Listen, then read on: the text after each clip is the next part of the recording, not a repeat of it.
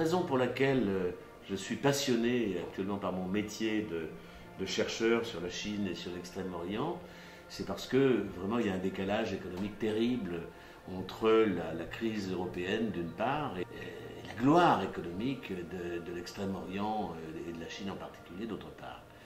Et cela m'inspire, disons, un message qui est simple et double quand même. Un, on a encore toutes nos chances face à l'Extrême-Orient, Chine, Japon, etc. On a toutes nos chances à un certain nombre de conditions, c'est le deuxième point. On a toutes nos chances parce qu'ils ne sont pas si forts que ça. Ils nous doivent en bonne partie ce qu'ils sont. Ils vont vers des difficultés considérables. Et par exemple, la Chine, sait-on que la Chine vieillit? Sait-on que les Chinois ont de moins en moins envie de travailler? Tout le monde me dit « Ah oui, les Chinois, ils bossent et nous, on ne bosse pas. » Bah oui, mais c'est pas vrai. Maintenant, les Chinois, ils n'ont plus envie de se fatiguer tant que ça. Donc, le premier point, c'est qu'ils ne sont pas si forts que ça.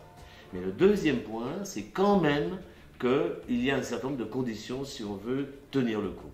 La première de ces conditions, c'est la SNCF qui s'est chargée de me la rappeler aujourd'hui. La SNCF ne fait pas son travail aussi bien qu'elle devrait le faire, mais elle m'a aidé à faire le mien. Au sens où ça a été toute une odyssée véritablement pour arriver à Saint-Étienne, et c'est pire encore pour repartir. Mais par là même, la SNCF me rappelle que si on veut ne pas se laisser manger par les économies d'Asie orientale, eh bien il va falloir se remettre au travail d'une part, mais surtout, c'est pas tellement se remettre au travail, c'est pas tellement une question de quantité, c'est une question de faire son boulot comme il doit être fait, il faut le dire, comme on a promis.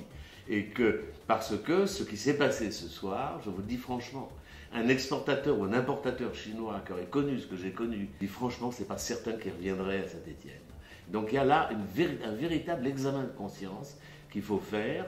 Et je crois qu'il faut que les Français se reposent la question de qu'est-ce qui est important, qu'est-ce qui est basique. Et je pense qu'il faut assurer toute une série de disciplines économiques et de disciplines sociales, que pour autant la justice sociale est quelque chose de très important. Mais il y a une deuxième chose qui est très très importante. Je suis le co-inventeur de l'année obligatoire à l'étranger. Avec Richard Descoings, on était en train de boire un verre et je lui dis il faudrait conduire les étudiants à passer plus de temps à l'étranger. Je dis pourquoi on décrète pas qu'il y a une année à l'étranger. Et Descoings me dit top là. Et l'année suivante, l'année obligatoire à l'étranger était réalisée. Depuis, c'est un triomphe et ils sont tous heureux. Je me rappelle, les mères d'élèves étaient furax parce qu'elles me disaient ouais, mais il va me ramener une Mexicaine. Eh bien, ils ont ramené des Mexicaines, mais tout le monde est très content. Voilà. Et la troisième chose, c'est qu'il faut apprendre à regarder l'autre, à regarder les pays étrangers en général et les pays d'Asie en particulier, en faisant l'effort nécessaire pour cela. Qu'est-ce que c'est que l'effort nécessaire? C'est d'abord apprendre les langues, et c'est ensuite aller là-bas et apprendre les sociétés. La Chine, c'est d'abord le chinois, c'est d'abord une langue. Le Japon, c'est d'abord une langue. La preuve que c'est possible d'apprendre ces langues, c'est que je les ai apprises alors que je ne suis pas doué du tout pour les langues étrangères, mon anglais reste pénible, etc. etc. Rendre l'apprentissage d'une langue d'Extrême-Orient obligatoire au lycée, pour moi, c'est la règle d'avenir pour les langues étrangères, c'est l'anglais au jardin d'enfants, une langue européenne à l'école primaire et une grande langue mondiale, arabe, chinois, japonais, à l'université. Alors ensuite, il faut apprendre ce que sont ces pays, apprendre quelles sont les mœurs de ces pays-là. Combien de contrats ont été ratés parce qu'il y avait eu une maladresse humaine, une maladresse, parce qu'on n'avait pas compris qu'en Chine, par exemple, on mange de façon maîtrisée, on ne boit pas trop, on s'attend à ce qu'il y ait un discours à chaque plat.